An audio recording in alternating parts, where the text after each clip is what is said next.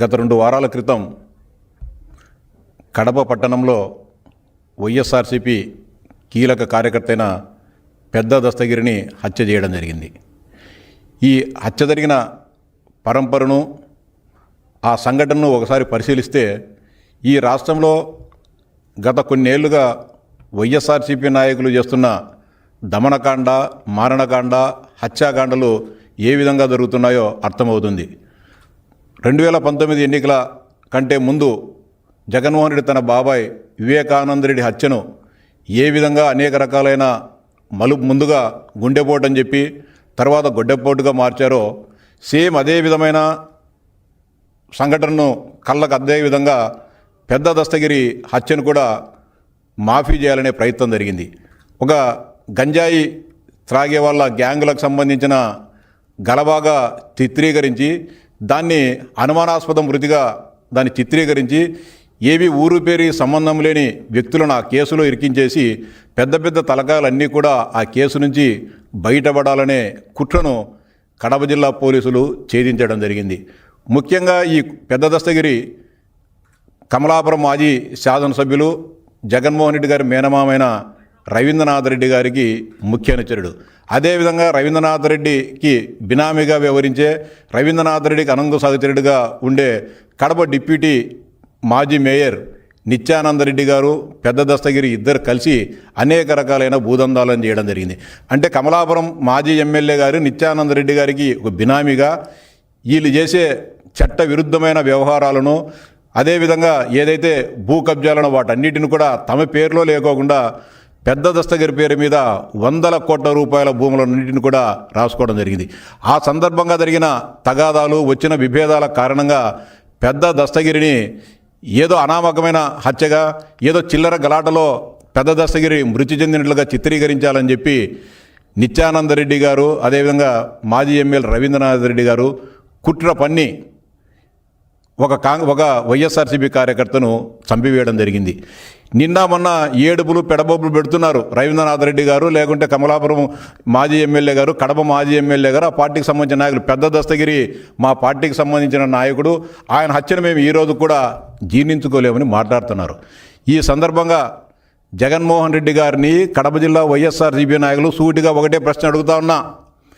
ఎక్కడో మీకు సంబంధం లేని వ్యక్తి ఎక్కడైనా చనిపోతే చీమల దండుగా వాలిపోయే జగన్మోహన్ రెడ్డి మీరంతా కూడా పెద్ద దస్తగిరిని హత్య చేస్తే, మీ ముఖ్యమైన కార్యకర్తను హత్య చేస్తే మీరెందుకు పరామర్శించలేదు? గత 3 రోజులుగా జగన్మోహన్ రెడ్డి గారు జిల్లాలోనే పులివెందుల నియోజకవర్గంలో ఉన్నారు, పులివెందుల పట్టణంలో ఉన్నారు. అక్కడ నుంచి పులివెందుల నుంచి పెద్ద దస్తగిరి ఇంటికి పోవాలంటే కేవలం 1 గంట ప్రయాణంలోనే చేర్చుకోవచ్చు. మీకు అంత ముఖ్యమైన కార్యకర్త ఈ హత్యతో మీకు సంబంధం లేకుండా ఉంటే జగన్మోహన్ రెడ్డి గారు ఎందుకుగాను పెద్ద దస్తగిరి కుటుంబాన్ని పరామర్శించలేదు, ఆ హత్యను ఖండించలేదని చెప్పి నేను సూటిగా ప్రశ్నిస్తూ ఉన్నా. ఎవరో వెంకట్రామరెడ్డి అనే ఒక చట్ట వ్యతిరేకమైన పనులు చేసిన ఒక ఉద్యోగిని డిస్మిస్ చేస్తే ఎంతో సానుభూతి ప్రదర్శించి తన ఆగ్రహాన్ని ప్రదర్శించిన జగన్మోహన్ రెడ్డి గారు పెద్ద దస్తగిరి హత్య గురించి, హత్యపైన ఎందుకుగాను స్పందించలేదు.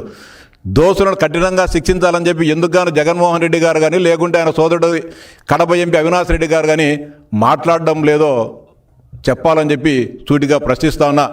దీనిపైన 100 కోట్ల భూ లావాదేవీలకు సంబంధించిన కుంభకోణం ఉంది. ఈ రాష్ట్ర ప్రభుత్వానికి, కడప జిల్లా పోలీస్ యంత్రాంగానికి విజ్ఞప్తి చేస్తూ ఉన్నాం. దీనిపైన ఉన్న గూడుపుటానిని తేల్చాలని, దీని మీద ఉన్న అక్రమ లావాదేవీలన్నిటిని కూడా బయటికి తీయాలని చెప్పి విజ్ఞప్తి చేస్తున్నా. అంతేకాకుండా రవీంద్రనాథ్ రెడ్డి గారు ఇన్ని 100,000 కోట్ల రూపాయలు ఏ విధంగా సంపాదించారని కూడా నిగ్గు తేల్చాల్సిన అవసరం ఉంది. మీకేం ఎలాంటి ఫ్యాక్టరీలు లేవు, ఎలాంటి గనులు లేవు, ఎలాంటి ఇంకోటి విదేశాల వ్యాపారులు, కాంట్రాక్టర్లు కాదు. మీకున్నది గతంలో పులివెందుల్లో ఒక థియేటరు, 2 ప్రైవేట్ బస్సులు ఉన్నాయి. దీనితోనే ఇన్ని 1,000 కోట్ల సామ్రాజ్యాన్ని మీరు ఎలా నిర్మించారో ఒకసారి రవీంద్రనాథ్ రెడ్డి గారు కానీ చెప్పాలా. కడప జిల్లా ప్రజలందరికీ తెలుసు, పులివెందుల నియోజకవర్గ ప్రజలందరికీ తెలుసు. నేను రవీంద్రనాథ్ రెడ్డి గారి కుటుంబం పేద కుటుంబం అని చెప్పలే, బాగా ఉన్న కుటుంబమే. బాగా ఉన్న కుటుంబం 1,000 కోట్ల రూపాయలు సంపాదించేటంత ఆదాయాలు, వ్యాపారాలు, సంస్థలు లేవనే విషయం పులివెందుల కడప జిల్లా ప్రజలందరికీ కూడా తెలుసు. రవీంద్రనాథ్ రెడ్డి గారు సంపాదించిన 1,000 కోట్ల సామ్రాజ్యం ఏ విధంగా వచ్చిందో ప్రభుత్వం కూడా నిగ్గు తేల్చాలని చెప్పి కూడా ప్రభుత్వానికి సవినయంగా విజ్ఞప్తి చేస్తూ ఉన్నా.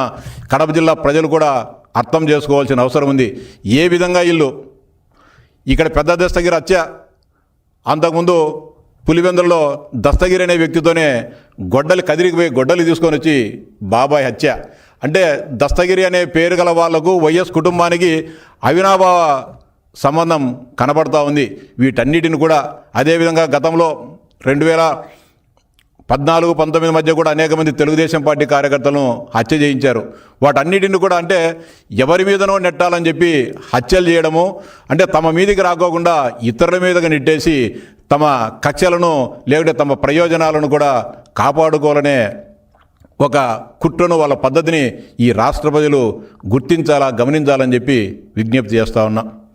ఇక అలాగే రాయలసీమ ప్రాంతంలో ఉండే వైఎస్ఆర్సీపీ నాయకులు, ఆ పార్టీ ముసుగులో ఉన్న కుహానా మేధావులు గత కొంతకాలంగా రాయలసీమ ప్రాంతానికి అన్యాయం జరుగుతోంది. ఎన్డీఏ కూటమి నిధులు ఇవ్వడం లేదు, నీళ్ళ కోసం ఖర్చు చేయడం లేదని చెప్పి మాట్లాడుతూ ఉన్నారు. ఈ సందర్భంగా వైఎస్ఆర్సీపీ నాయకులకు, మేధావులను నేను సూటిగా ప్రశ్నిస్తా ఉన్నా. మీరు ప్రశ్నించాల్సింది ఎన్డీఏ ప్రభుత్వాన్ని, చంద్రబాబు నాయుడు గారిని కాదు. 2019-24 మధ్య కాలంలో రాయలసీమ ప్రాంతానికి చేసిన అన్యాయాన్ని ఎందుకు కానీ మీరు న్యాయం చేయలేదని చెప్పి జగన్మోహన్ రెడ్డి గారిని ప్రశ్నించాలని చెప్పి నేను మీ అందరికీ కూడా డిమాండ్ చేస్తా ఉన్నా. రాయలసీమ ఎత్తిపోతల పథకం ఆగిపోయింది, దాన్ని ముందుకు తీసుకోపోవడం అని చెప్పి మాట్లాడుతున్నారు. ఈరోజు సభలు సమావేశాలు పెడతాన్నారు, ఉద్యమం చేస్తామంటున్నారు, పాదయాత్రలు చేస్తామంటారు, తల కింద పెట్టి కాళ్ళు పైకి పెట్టి మేము రాయలసీమ అంతా నడుస్తామని చెప్తా ఉన్నారు. ఈ సందర్భంగా రాయలసీమ ప్రజానీకానికి, రాష్ట్ర ప్రజానీకానికి కూడా సవిరంగా విజ్ఞప్తి చేస్తా ఉన్నా. దీని గురించి వివరాలు కూడా తెలియజేసుకోవాల్సిన అవసరం ఉంది. 3,825 కోట్ల రూపాయలతో రాయలసీమ ఎత్తిపోతల పథకాన్ని వైఎస్ఆర్సీపీ ప్రభుత్వము 2020 సంవత్సరం మే నెలలో పరిపాలనాపరమైన అనుమతులు ఇవ్వడం జరిగింది. 2020 జూలైలో దానికి సంబంధించిన టెక్నికల్ శాంక్షన్ కూడా పూర్తయి టెండర్ కూడా పిలవడం జరిగింది. ఏదైనా ఒక ప్రాజెక్టును మనం ప్రారంభించేటప్పుడు, నిర్మించేటప్పుడు రకరకాలైన నిబంధనలు ఉంటాయి. వాటన్నిటిని కూడా పూర్తి చేసుకోవాల్సి ఉంటుంది. ఎక్కడైనా సరే నీటిపారుదల సంబంధించిన ప్రాజెక్టులు కానీ, లేకపోతే ఒక ఇండస్ట్రీని కానీ పెట్టాలంటే అనేక రకాలైన అనుమతులు తీసుకోవాల్సి ఉంటుంది. దాంట్లో ముఖ్యంగా పర్యావరణానికి సంబంధించిన అనుమతులు అనేది అత్యంత ప్రధానమైన అంశం. 2020 జూలైలో సాంకేతిక అనుమతులు ఇచ్చిన తర్వాత టెండర్లు పిలవడం జరిగింది. టెండర్లు పిలిచి పనులు ప్రారంభించేటప్పుడు అప్పుడు తెలంగాణలో ఉన్నది జగన్మోహన్ రెడ్డి గారికి సంబంధించిన అత్యంత ఆప్తులైన కేసీఆర్ గారి ప్రభుత్వం అక్కడుంది. వెంటనే కేసీఆర్ గారు జగన్మోహన్ రెడ్డితో మాట్లాడి, మీరు ఈ ప్రాజెక్టు కట్టినట్లు ఉండాలా, కానీ కట్టకూడదు, ఇది పూర్తి కాకూడదు, ఆంధ్రప్రదేశ్ రాష్ట్ర ప్రజానీకానికి నీళ్లు రాకూడదు అని చెప్పి సూచించిన వెంటనే, అయితే ఈ పనులు ఆగాలంటే మేము ఆపితే ఇబ్బంది అవుతుంది, కాబట్టి మీరే మీ కార్యకర్తను, మీ నాయకుడిని పెట్టి కోర్టులో కేసు వేయమని చెప్తే, కేసీఆర్ గారి ఆదేశాల మేరకు, సూచనల మేరకు ఆ పార్టీకి సంబంధించిన గవినోల శ్రీనివాస్ అనే ఒక బీఆర్ఎస్ కార్యకర్త చెన్నైలో ఉన్న దక్షిణ విభాగానికి సంబంధించిన నేషనల్ గ్రీన్ ట్రిబ్యునల్లో కేసు వేయడం జరిగింది.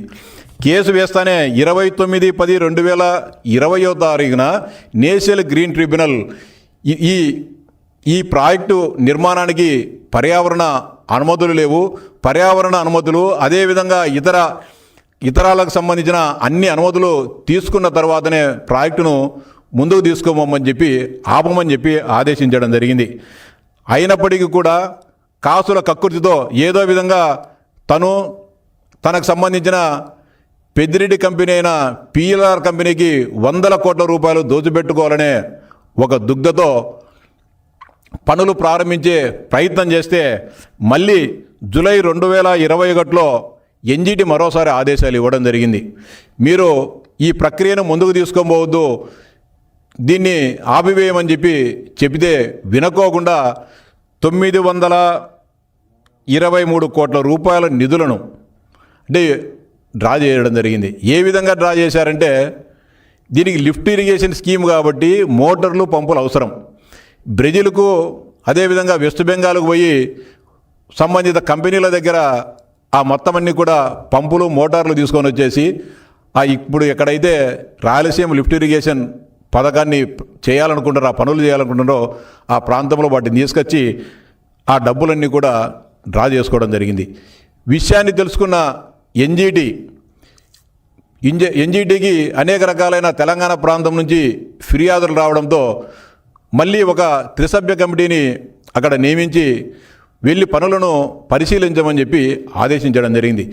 అక్కడి నుంచి చెన్నై నుంచి వెళ్ళిన త్రిసభ్య కమిటీ ఆ పనులను పరిశీలించి ఇక్కడ ఎలాంటి పనులు చేయలేదు, మోటార్లు పంపులు తీసుకొని వచ్చి 900 పైచులకు డబ్బులు డ్రా చేయడం జరిగింది, అదేవిధంగా పనులు చేయాలనే ప్రయత్నాలు చేస్తున్నారని చెప్పినప్పుడు నేషనల్ గ్రీన్ ట్రిబ్యునల్ చాలా తీవ్రంగా స్పందించడం జరిగింది.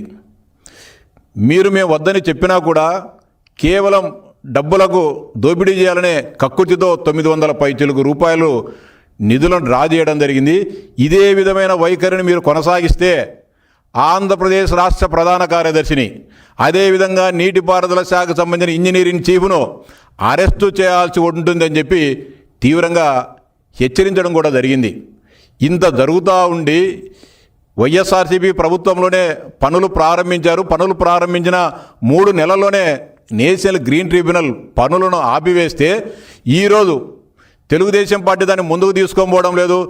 వీళ్ళేదో మొత్తం అన్నీ కూడా అనుమతులు తీసుకొని రెడీగా పెట్టింటే మేము పనులు చేయడం లేదని చెప్పి దుర్మార్గకరమైన ప్రచారాన్ని సాగించడం ఎంతవరకు సబో ఈ రాష్ట్ర ప్రజలు ఆలోచించాలని చెప్పి సవినయంగా విజ్ఞప్తి చేస్తూ ఉన్నా. అంతేకాకుండా తర్వాత 11/8/2023 వీళ్ళంతవరకు చెప్పింది ఏంది, రాయలసీమ సాగునీటి ప్రయోజనాల కోసం రాయలసీమ ప్రాంతాన్ని సస్యశ్యామలం చేయాలనే ఆలోచనతో మేము రాయలసీమ ఎత్తిపోతల పథకాన్ని నిర్మించదలబెట్టినామని చెబుతున్న ఈ పెద్ద మనుషులు 11/8/23 వాళ్ళ నైజాన్ని, వాళ్ళ స్వభావాన్ని బయటపెట్టుకోవడం జరిగింది. ఈరోజు అంటే అనేక మంది వైఎస్ఆర్సీపీ నాయకులు ఆ రోజు ఇచ్చిన జీవిని మర్చిపోయినట్లున్నారు. దాని గురించి వాళ్ళు గమనించినట్లేదు. 11/8/2023 స్పష్టంగా ఈ రాష్ట్ర ప్రభుత్వం ఒక జీవోని ఇవ్వడం జరిగింది. The Rayalaseema lift scheme to meet the Chennai water supply and drinking water needs of Rayalaseema region అని చెప్పి ఇక్కడ కూడా ఎంత అన్యాయంగా జీవో ఇచ్చారంటే కనీసం రాయలసీమ ప్రాంత త్రాగునీటి అవసరాలకని కానీ ప్రయారిటీ లేదు. చెన్నై త్రాగునీటి అవసరాల కోసం రాయలసీమ ఎత్తిపోతల పథకాన్ని చేపట్టామని చెప్పడం జరిగింది. చెన్నై త్రాగునీటి అవసరాల కోసం ఆంధ్రప్రదేశ్ రాష్ట్ర ప్రభుత్వం 3,825 కోట్ల రూపాయలు ఖర్చు పెట్టాల్సిన అగత్యం ఎందుకు వచ్చిందో ఈ వైఎస్ఆర్సీపీ నాయకులు జగన్మోహన్ రెడ్డి గారు చెప్పాల్సిన అవసరం ఉంది. ఏదైనా చెన్నైకి ఇవ్వాల్సింటే గతంలో తెలుగంగ పథకం ద్వారా కృష్ణానదీ జలాలను శ్రీశైలం దగ్గర నుంచి చెన్నై తీసుకోకపోతే ఆ రోజు ఆ ప్రాజెక్టుకు సంబంధించిన కాస్ట్లో తమిళనాడు ప్రభుత్వం కూడా తన వాటాగా డబ్బులు ఆ రోజు ముఖ్యమంత్రిగా ఉన్న ఎంపీ రామచంద్రన్ గారు, అప్పుడు ఇక్కడ ఆంధ్రప్రదేశ్ ముఖ్యమంత్రిగా ఉన్న స్వర్గీయ నందమూరి తారక రామారావు గారికి అప్పటి ప్రధానమంత్రి శ్రీమతి ఇందిరాగాంధీ సమక్షంలో ఇవ్వడం జరిగింది. ఈరోజు చెన్నై త్రాగునీటి అవసరాల కోసం మీరు 3,825 కోట్ల రూపాయలు మీరు ఖర్చు పెడతా ఉంటే ఏనాడైనా మీరు తమిళనాడు ప్రభుత్వంతో సంప్రదించి మీ వాటాగా మాకు డబ్బులు ఇవ్వాలని చెప్పి ఎందుకు కానీ మీరు అడగలేదు? ఏమైనా ఉత్తర ప్రత్యుత్తరాలు ఏమైనా సరే మీరు రాశారా? ఉంటే చూపించాలని చెప్పి రాయలసీమలో ఈరోజు మాట్లాడుతున్న వైఎస్ఆర్సీపీ నాయకులను, ఆ కుహన మేధావులందరినీ కూడా అడుగుతూ ఉన్నా, డిమాండ్ చేస్తూ ఉన్నా. అలాగే ఈ వ్యవహార శైలిని పసిగట్టిన ఎన్జీటీ మళ్ళీ మరోసారి పరిశీలించి 22/3/2024 అంటే ఎన్నికలకు 2 నెలల ముందు 2.65 కోట్ల రూపాయలను జరిమానా విధించడం జరిగింది. ఇదంతా వాస్తవమా కాదని అడుగుతా ఉన్నా. ఎన్జీటీ అనుమతులు తీసుకోవాలంటే పర్వేస్ పోర్టల్లో దానికి సంబంధించిన వివరాలన్నీ కూడా అప్లోడ్ చేయాల్సి ఉంటుంది. కానీ 2021 సంవత్సరం నుంచి ఎన్జీటీకి సంబంధించిన పర్వేస్ పోర్టల్ను ఆంధ్రప్రదేశ్ ప్రభుత్వము ఒక్క పేపర్ కూడా అప్లోడ్ చేయలేదంటే రాయలసీమ ఎత్తిపోతల పథకం పైన మీకు ఎంత చిత్తశుద్ధి ఉందో అర్థమవుతుంది. ఒక్క పేపర్ కావాలంటే ఒక్క పేపరు 2020 అక్టోబర్లో ఆగిపోయిన తర్వాత ఒక్క పేపర్ కూడా పర్యావరణ అనుమతులు తీసుకోవాలని ఇంగిత జ్ఞానం లేకుండా, పర్యావరణ అనుమతులు లేకపోతే భారతదేశంలో ఒక ప్రాజెక్టు కూడా ఒక అడుగు ముందుకు పోదనే విషయం తెలిసి కూడా రాయలసీమ ప్రాంత ప్రయోజనాలకు మీకంత ప్రాధాన్యత ఉండింటే ఎందుకు గాను పర్వేస్ పోర్టల్లో ఎన్జీటీ క్లియరెన్స్ కోసం మీరు దరఖాస్తు చేయలేదని చెప్పి ఈ సందర్భంగా వారిని డిమాండ్ చేస్తూ ఉన్నా, ప్రశ్నిస్తూ ఉన్నా. 2021 నుంచి డీలిస్ట్ అయిపోయింది అది పర్వేశ పోర్టల్. కారణం ఎవరు? మీకు చిత్తశుద్ధి లేక, రాయలసీమ ప్రాంత ప్రజలపైన ప్రేమ లేకపోవడం వల్ల జగన్మోహన్ రెడ్డి చేసిన నిర్వాహకము, మోసము అని చెప్పి నేను స్పష్టంగా చెప్తా ఉన్నా. అదేవిధంగా ఎన్డీఏ ప్రభుత్వం వచ్చిన తర్వాత 18/2/2025 తేదీన మళ్ళీ పర్వేస్ పోర్టల్ను యాక్టివేట్ చేసి దీనికి సంబంధించిన ఎన్జీటీకి ఏదైతే క్లియరెన్స్ కోసం పత్రాలు సమర్పించాలనో వాటన్నిటిని కూడా అప్లోడ్ చేయడం జరిగింది. ఆ ప్రక్రియ జరుగుతూ ఉంది. మళ్ళీ 2026 తేదీన జనవరిలో ఎన్జీటీ మరోసారి కూడా ఆదేశాలు ఇవ్వడం జరిగింది. పర్యావరణ అనుమతులు తీసుకోవాలి, అదేవిధంగా చట్టబద్ధంగా ఏదైతే అనుమతులు ఉన్నాయో వాటన్నిటిని కూడా తీసుకున్న తర్వాతనే ఈ ప్రాజెక్టు ముందుకు పోవాలని చెప్పి స్పష్టం చేయడం జరిగింది. ఇంత జరుగుతూ ఉంటే ఈరోజు సభలు సమావేశాలు పెట్టి రాయలసీమకు అన్యాయం జరుగుతుందని చెప్పి మాట్లాడుతున్నారు. మీరు ప్రశ్నించాల్సింది జగన్మోహన్ రెడ్డిని. ఎన్జీటీలో ఇంత పెద్ద కేసు ఉంటే ఏ రోజైనా ఒక మంచి లాయర్ను ఒక 10 లక్షలు 20 లక్షల రూపాయలు ఫీజు ఇచ్చి ఢిల్లీ నుంచో లేకుంటే ఎన్జీటీకి సంబంధించిన మంచి న్యాయ నిపుణులు ఎవరైనా నియమించి ఒక్క రోజైనా సరే ట్రిబ్యునల్లో మీరు వాదించారని చెప్పి ప్రశ్నిస్తా ఉన్నా. మీకు సంబంధించిన కేసుల కోసం, మీ ప్రత్యర్థులను వేధించడానికి, మీ అక్రమాస్తుల కేసుకు, మీ బాబాయ్ హత్య కేసులో బెయిల్ల కోసం కోట్లాది రూపాయలు చెల్లించి ఢిల్లీ నుంచి లాయర్లను తీసుకొని వచ్చిన వారు ఈ కేసు వాదించడానికి ఒక్క లాయర్ను కానీ ఎందుకు కానీ పెట్టలేదని చెప్పి జగన్మోహన్ రెడ్డిని, వైఎస్ఆర్సీపీ నాయకులను అడుగుతా ఉన్నా. మీరు ప్రశ్నించాలి జగన్మోహన్ రెడ్డిని. అయ్యా రాయలసీమ బిడ్డను, రాయలసీమ మీద ఈరోజు ప్రేమ వెలగబోస్తున్నాం ప్రతిపక్షంలో. ఆ రోజు మీరు ఒక మంచి లాయర్ని పెట్టి ఎన్జీటీలో ఇవన్నీ కూడా క్లియరెన్స్ చేసింటే మనకి ఈ దుస్థితి వచ్చేది కాదు కదా అని చెప్పి మీరు జగన్మోహన్ రెడ్డిని ఎందుకు గాను ప్రశ్నించలేదని చెప్పి రాయలసీమ వైఎస్ఆర్సీపీ నాయకులను నేను సూటిగా ప్రశ్నిస్తా ఉన్నా. ఆ రోజు ఏమైనా మీరేమైనా గుడ్డి గుర్రానికి పండ్లుదోమని ఏమైనా పోయినారు? మీరు ఆ రోజు ఏమన్నా ఈరోజు వస్తుందా? అంటే ప్రతిపక్షంలో ఉన్నప్పుడు మాత్రమే మీకు రాయలసీమ సమస్యలు గుర్తొస్తాయి. గతంలో 1985 సంవత్సరంలో స్వర్గీయ నందమూరి తారక రామారావు గారు హంద్రీనివా సుజల స్రవంతి, గాలేరు నగలి సుజల స్రవంతి ప్రాజెక్టులను ప్రారంభిస్తే ఆ రోజు కూడా రాయలసీమ కాంగ్రెస్ పార్టీ నాయకులు, జగన్మోహన్ రెడ్డి తండ్రి గారు వాళ్ళంతా కూడా మిగులు జలాలతో మాకు ఈ ప్రాజెక్టులు వద్దు, నికర జలాలతో ఈ ప్రాజెక్టులను నిర్మించాలని చెప్పి ఆ రోజు ఆ ప్రాజెక్టులను కూడా అడ్డుకోవడం జరిగింది. అప్పుడు అలా ఇప్పుడు మళ్ళీ రాయలసీమ ప్రాంత రైతాంగం మేలు కోసం రాయలసీమ ప్రాంత సాగు భూములను బంగారు భూములు చేయాలని చెప్పి నారా చంద్రబాబు నాయుడు గారు అనేక రకాలమైన కార్యక్రమాలను చేపడతా ఉంటే ఈరోజు చూడలేక ఏదో విధంగా ప్రాంతీయ విద్వేషాలను రెచ్చగొట్టాలని చెప్పి ఈరోజు చేసిన మీ ప్రయత్నాలు సఫలం కావని చెప్పి చెప్తా ఉన్నా. 2018-19 సంవత్సరంలో కర్నూలు జిల్లాలో వేదవతి గుండేవల ప్రాజెక్టుల నిర్మాణానికి అప్పటి ముఖ్యమంత్రి బాబు గారు పరిపాలన అనుమతులు ఇచ్చి టెండర్లు పిలిచి పనులు ప్రారంభిస్తే జగన్మోహన్ రెడ్డి గారు ముఖ్యమంత్రి అయిన తర్వాత ఆ పనులను ఆపివేయడం జరిగింది. కానీ ఈరోజు మళ్ళీ మాట్లాడుతున్నారు గుండ్రేవుల వేదవతి ప్రాజెక్టులు నిర్మించాలా, గుండ్రేవులు వేదవతి ప్రాజెక్టులను నిర్మించకపోతే మేము ఉద్యమం చేస్తామని చెప్తున్నారు. మీరు ఉద్యమం చేయాల్సింది, మీరు ధర్నాలు చేయాల్సింది, మీరు పోరాటాలు చేయాల్సింది తాడేపల్లి కొంప ఎదురుగా మీరు ధర్నాలు పోరాటాలు చేయాలి తప్ప మీ రోడ్ల మీద కాదని చెప్పి వైఎస్ఆర్సీపీ నాయకులను హెచ్చరిస్తూ ఉన్నా. మీరు పోరాటాలు జగన్మోహన్ రెడ్డి దగ్గర ఎందుకు గాను ఆ రోజు మీరు రాయలసీమ ప్రాంతానికి నిర్లక్ష్యం చేశారు, ఎందుకు గాను ఈరోజు మళ్ళీ మమ్మల్ని రెచ్చగొడుతున్నారని చెప్పి మీరు పోరాడాల్సింది జగన్మోహన్ రెడ్డి మీద, తిరుగుబాటు చేయాల్సింది జగన్మోహన్ రెడ్డి మీద. అదేవిధంగా అన్నమయ్య ప్రాజెక్టును మీ నిర్లక్ష్యం వల్ల, మీ అక్రమ ఇసుక తోలడం వల్ల అన్నమయ్య ప్రాజెక్టు కొట్టకపోతే కనీసం ఒక పైసా నిధులను కూడా వెచ్చించకుండా రాజంపేట నియోజకవర్గ ప్రజలకు అన్యాయం చేయడం జరిగింది. అదేవిధంగా హెచ్ఎన్ఎస్ఎస్ నుంచి జిఎన్ఎస్ఎస్ కాలువలను అనుసంధానం చేయాలని 5,000 కోట్ల రూపాయలతో పెద్దిరెడ్డి కంపెనీకి ఇస్తే పనులు ఏమాత్రం కూడా చేయకోకుండా దోపిడీ చేసి ఈరోజు రాయలసీమ గురించి మీరు మాట్లాడుతున్నారు. ఈ సందర్భంగా జగన్మోహన్ రెడ్డికి ఆ పార్టీ నాయకులకు నేను సవాల్ చేస్తా ఉన్నా. అంత అవసరం లేదు, రాయలసీమ అవసరం లేదు, ఆంధ్రప్రదేశ్ అవసరం లేదు. పులివెందుల నియోజకవర్గంలో 2019 ఆ రోజున మేము అధికారంలో దిగిపోయే రోజుకు ఎంత ఆయకట్టు ఉందో ఈరోజు కూడా అంతే ఆయకట్టు ఉంది. 2019-24 మధ్య కాలంలో 1 ఎకరా ఆయకట్టుకైనా అదనంగా మీరు నీరిచ్చారు చూపించగలిగితే నేను నా శాసనమండలి సభ్యత్వానికి కూడా రాజీనామా చేసేదానికి సిద్ధంగా ఉన్నా అని చెప్పి జగన్మోహన్ రెడ్డికి సవాల్ చేస్తా ఉన్నా. పులివెందుల మీదనే మీకు ప్రేమ లేనప్పుడు రాయలసీమ ప్రాంతం పైన, ఆంధ్రప్రదేశ్ ప్రాంతం పైన ఎక్కడ ప్రేమ ఉంటుందో ఒకసారి మీ గుండెల మీద చేయి వేసి ఆలోచించాలని చెప్పి జగన్మోహన్ రెడ్డికి చెప్తానా. ఆయన చెప్పిన మాటలను తందానంటున్నా ఆయన తాబేదారులకు కూడా సవాల్ చేస్తా ఉన్నా. కడప జిల్లా పులివెందులు చేయలే, కడప జిల్లాలో ఏం చేసావు? రాజోలి రిజర్వాయర్ నిర్మిస్తా అని చెప్పి 1000 ఎకరాలను భూసేకరణ చేసి రైతులకు 1 రూపాయి ఇవ్వకోకుండా వాటన్నిటిని కూడా ప్రభుత్వ భూములని రెవెన్యూ రికార్డులు పెట్టించేసి వాళ్ళని ఇబ్బంది పెట్టిన విషయం వాస్తవమా కాదా?